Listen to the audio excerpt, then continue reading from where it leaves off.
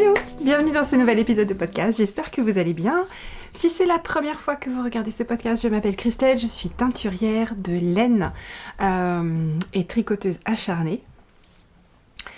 J'enregistre ce podcast pour qu'il soit en ligne tous les lundis après-midi à 17h, ainsi que... En même temps, en fait, j'envoie une newsletter et aujourd'hui, il n'y aura pas de mise à jour. Je suis très claire sur ce que je vous dis. Je vous ai pas dit les fois précédentes parce qu'à vrai dire, j'ai filmé le podcast de la semaine dernière, mais je ne l'ai pas encore monté ni mis en ligne. Donc, si tout va bien, vous aurez 2 podcasts pour le prix d'un aujourd'hui. Et si vous êtes des habitués du podcast, j'espère que vous allez bien. Merci de me rejoindre. Aujourd'hui, donc, je ne sais plus trop ce que je vous avais dit dans le podcast de la dernière fois, mais je sais de quoi je ne vous avais pas parlé puisque c'est des choses qui sont arrivées entre-temps. Voilà.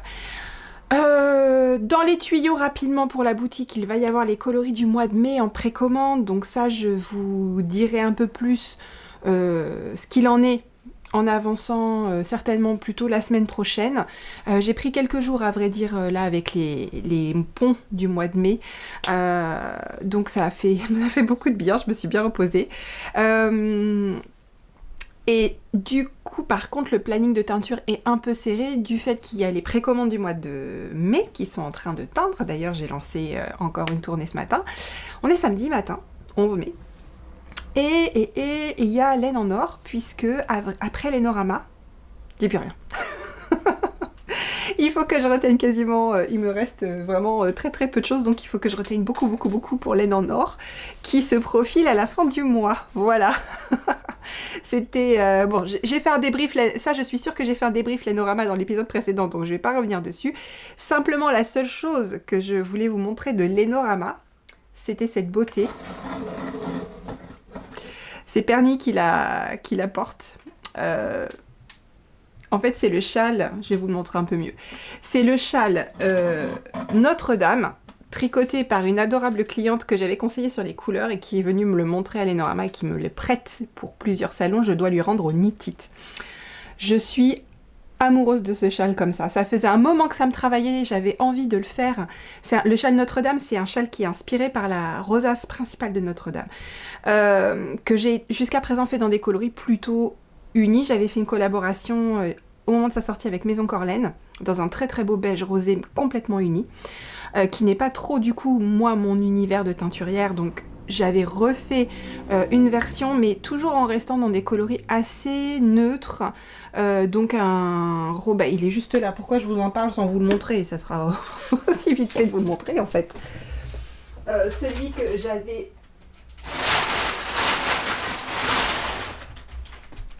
Donc il y avait le premier qui est celui qui a été publié dans le magazine I Need Paris. Il est donc avec Maison Corlaine et il est magnifique dans une très belle base et donc beige rosé un peu. Ensuite j'en ai refait un, c'est Zaza qui me l'a tricoté, dans un dégradé. Je m'étais lancée dans les gradients mais c'est pas trop mon truc les gradients à vrai dire. Mais voilà, ça c'est le châle Notre-Dame dans un gradient de beige rosé. Je voulais garder cette idée de beige rosé, mais je voulais aller vers presque de la taumette un peu. Voilà. Pour tout vous dire, je suis pas fan. J'aime toujours le design et je vous le montre à l'envers. Non, je vous montre à l'envers. J'aime toujours le design et tout, mais je suis pas fan de cette association de couleurs. J'aime bien, mais j'adore pas. Voilà. Et ensuite, j'ai une cliente donc, qui est venue m'apporter celui-là. Je me recule un peu pour vous le montrer. Voilà. Et donc là, on a Journée d'été au milieu, Eleanor, Corrupted Pink et Darker Things. Et là, j'adore. Et très sincèrement, ça me donne envie d'en monter un autre. Et ce que j'aimerais faire, c'est n'avoir que des coloris... un fade, mais de coloris que comme Journée d'été, quoi. Que des coloris gradients. Que des coloris mélangés, en fait. Pas d'unis, ou pas de faux unis. Du tout. Donc ici, en fait, j'aimerais bien remplacer Eleanor par quelque chose qui soit encore plus... qui continue, en fait, avec des nuances de couleurs et des speckles. Corrupted Pink, c'est super. Et Darker Things, il est pas mal, mais j'aimerais quelque chose d'un petit peu plus mélangé. Rester dans vraiment des mélangés d'un bout à l'autre. Et en fait, j'adore le rendu. Et au final, on se rend compte que c'est quand même un châle qui supporte très bien les speckles et les laines mélangées parce qu'il est tellement simple en fait de design. Le motif est très facile à lire. Donc voilà, je suis en joie, mais alors vous n'imaginez pas à quel point depuis que je l'ai vu, mais je l'adore. Encore merci. Bon, je préfère pas lui la nommer parce que je sais pas si elle veut être nommée, donc je lui conserve son anonymat. Mais regardez-moi cette beauté. Regardez-moi cette beauté. Attendez, je me pousse un peu. Hop. Voilà. Donc, oui, il envoie des vibes un peu de sorcière d'Halloween aussi, on est bien d'accord. Donc, voilà. Bref, c'est pernis qu'il porte. Vous le verrez sur laine en or. Voilà. Après, bon, j'ai toujours envie de tout castonner, moi, donc c'est pas compliqué, hein, mais je suis beaucoup plus disciplinée depuis quelques temps. J'ai l'impression que... Bon, je suis encore très en retard sur plein de choses, je procrastine à mort sur plein de trucs. J'ai encore 10 000 millions de messages à répondre. Si vous attendez une réponse de ma part, je suis désolée, je suis méga en retard sur les messages. Je vais avoir de l'aide pour ça. J'ai accepté que j'avais besoin d'aide pour ça. Donc voilà, je vais avoir de l'aide. Je vous en dirai un peu plus une fois que ça sera lancé, mais je vais avoir de l'aide. Ça c'est cool, d'accord? Et donc vous devriez avoir des réponses un peu plus rapides. Voilà. Donc, je voulais vous montrer ça. Déjà, je suis très contente. Il est trop beau. En plus, je sais pas si on le voit, mais il a des paillettes en plus. C'est juste ridiculement beau. Voilà. Viens par là, toi. Tu fais une petite place. Partage la fin de l'épisode avec moi. Voilà. Sinon, quoi vous dire? J'ai pas beaucoup de batterie aujourd'hui.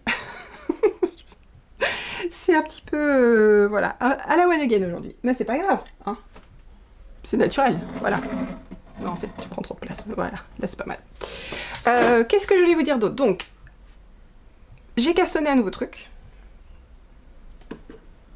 Ça fait un moment sur les salons, enfin particulièrement sur Bret's Laine, j'ai eu, mais vraiment beaucoup de fois, la question de qu'est-ce qu'on peut faire avec un écheveau.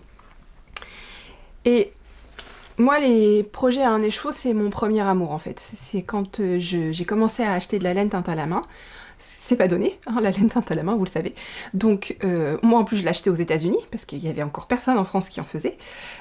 Du coup, j'avais pas beaucoup de sous, donc j'ai acheté un écheveau par un écheveau, d'accord? Donc, moi, les projets. Et puis à l'époque, il y avait pas encore toutes les histoires de gradients, les machins, tout ça, c'est... Enfin, vraiment, les histoires de projets gradients, ça a explosé, je pense, au moment de Find Your Fade d'Andrea Mori. Ça a vraiment... Oui, il y avait peut-être des trucs avant, mais alors moi, c'était passé sous le radar complètement. Donc, châle à un écheveau. Je suis pas la seule à faire ça. Je sais très bien. Je pense qu'il y a des... Je regarde pas beaucoup de podcasts, mais je pense qu'il y a des centaines d'épisodes qui parlent de châle à un écheveau, etc., etc. Je vais quand même vous partager ma sélection de châle à un écheveau. Je vous mets en lien dans les notes. J'ai fait un petit bundle sur Ravelry pour que vous puissiez voir, et en fait je me suis beaucoup basée sur les châles que j'ai tricotés au début, donc peut-être des modèles que vous connaissez pas en fait, parce que on parle d'un modèle que par exemple là j'ai remis sur les aiguilles mais que j'ai tricoté la première fois il y a 12 ans. C'est ridicule, en 2012, d'accord. Ça faisait 2 ans que je tricotais et je crois que je venais d'acheter un de mes premiers écheveaux de laine teinte à la main. À l'époque, c'était pas encore une petite teinturière ou quoi que ce soit, c'était Malabrigo, mais enfin, c'était quand même pour moi un très bel écheveau. Et du coup, j'avais fait le Henslow de Beth Kling, qui reste que j'ai déjà tricoté 2 fois. Ça sera le 3e, donc je vous le montre en noir et blanc, mais voilà, ça va vous donner une idée. En fait, c'est une espèce une demi-lune en point mousse. Il est vraiment super ce patron. C'est une demi-lune en point mousse et on commence chaque rang par un jeté. Et ensuite, on vient relever en fait les mailles dans les jetés et on fait cette magnifique bordure en dentelle. Et il rentre dans un écheveau, je l'ai déjà fait 2 fois, à chaque fois c'est rentré dans un écheveau. Et ce que j'adore, et ah oui, et à la fin on fait les picots en perpendiculaire. Donc la construction est super intéressante parce que moi, en tricoteuse débutante, j'avais appris énormément de choses avec ce châle. Je m'étais régalée à le tricoter parce que, soyons clairs, voilà, du point mousse, j'ai commencé avec un des coloris que j'avais créé pour Barcelone. Me demandez pas le nom, je me rappelle pas. J'étais très mauvaise sur certains coloris. J'ai noté les recettes, j'ai pas noté les noms que je leur ai donnés après. Et comme parfois je suis une vraie kalachnikov à non, que ça part comme ça, je me rappelle pas qui est qui, je ne sais plus. D'accord.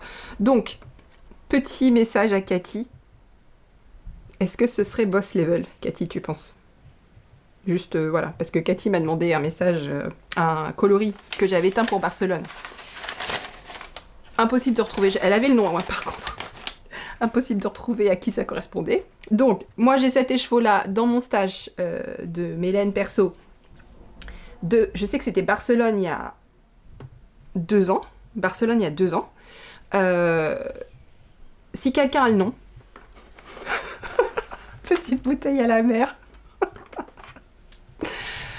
Peut-être dans un des podcasts, hein. C'est possible que j'en ai parlé. Il me semble que j'avais castonné un châle avec d'une designer espagnole que j'avais trouvé très beau, puis finalement j'étais revenue à la réalité de mes millions d'encours et j'avais des faits. Mais bref, donc voilà. Et ça c'est le début donc du Henslow, et vous voyez là on voit très très bien les jetés. Et c'est là qu'on va venir rechercher les mailles. Donc on doit tricoter comme ça jusqu'à temps d'avoir 52 jetés de part et d'autre, et après on relève. Et ce qui est sympa, c'est que on augmente de 2 mailles par rang. Donc il y a le jeté au début et puis il y a une autre augmentation. Et si jamais on oublie l'augmentation à l'intérieur, c'est pas grave en fait. La designer le met dans le patron, c'est pas grave. Ce qui compte, c'est que vous ayez le bon nombre de jetés de part et d'autre. Et si vous manque des mailles dans le nombre de mailles ici, on s'en fiche parce que de toute façon on rabat après et on relève. Donc ce qui est important, c'est vraiment le nombre de jetés de part et d'autre. Voilà. Et je suis très contente en fait de retricoter ça. Enfin, c'est comme, je sais pas, c'est comme un souvenir en fait. Enfin, il y a 12 ans, j'avais que Ambre et Maxime, par exemple. Ça me replonge. Enfin, c'est ça qui est génial aussi, je trouve, dans les arts créatifs et tout ça, c'est que on tricote des petites tranches de vie à chaque fois. Et là, vraiment, de reprendre les aiguilles 12 ans plus tard et de retricoter ce châle, j'ai une petite émotion quand même. J'ai une petite émotion. Bon, voilà, donc Henslow est sur les aiguilles. Et vous vous dites, encore un patron? Oui, encore un patron. Encore un projet? Oui, encore un projet. Mais j'ai presque fini Wisdom of the Moon.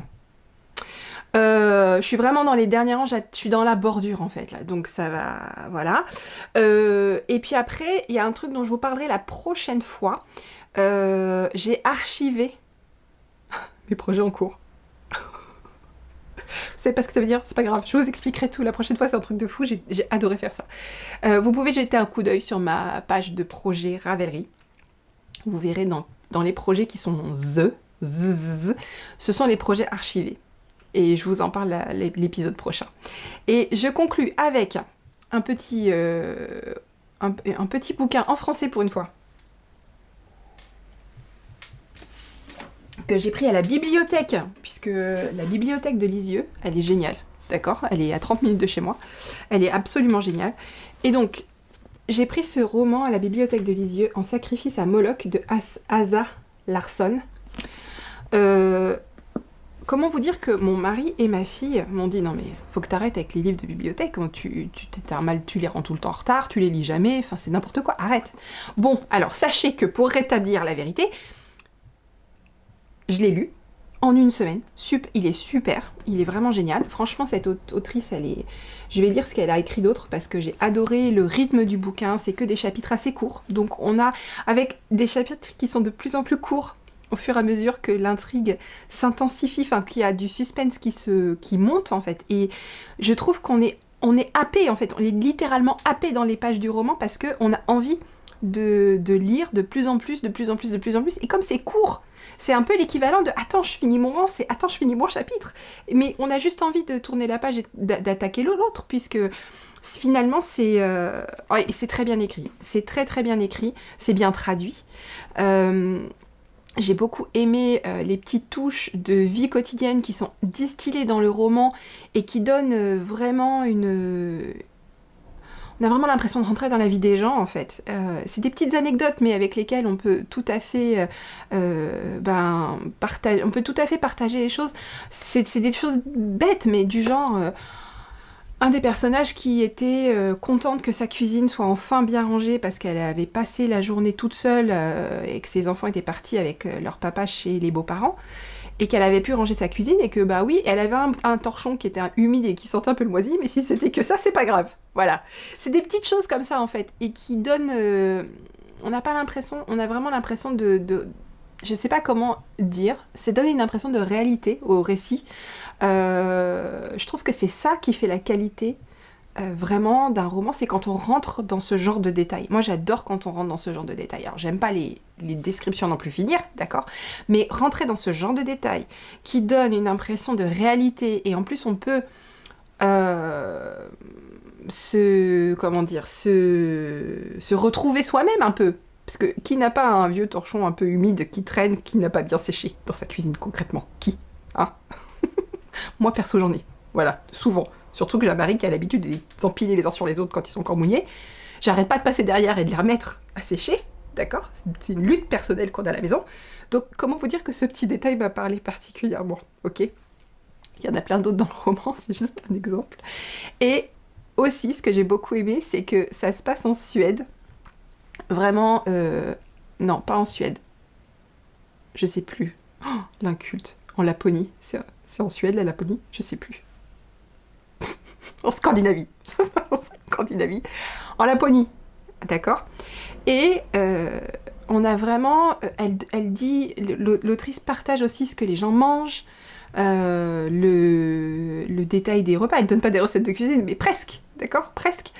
Et il y a plein de petits détails sur la vie quotidienne, comment l'importance du sauna, ce que ça a comme conséquence sur l'hygiène corporelle, etc. La vie. Vraiment, on adopte le point de vue finalement des personnes qui vivent dans cette histoire, qui est une enquête policière. Hein. Le personnage principal est procureur, avec un E, hein, une fille. Et ce sont principalement des personnages féminins. Les personnages principaux sont des personnages féminins. Forts, mais humaines. Non, franchement génial. Très très très très très bien. À plein de points de vue, j'ai trouvé ce roman excellent. Donc je vous le conseille. Et j'adore parce qu'il y a même un petit commentaire, ça on voit ça dans les très bonnes librairies. Plutôt une lecture d'été caniculaire. Le glacé de ce polar vous rafraîchira à merveille. Gros cœur. J'adore.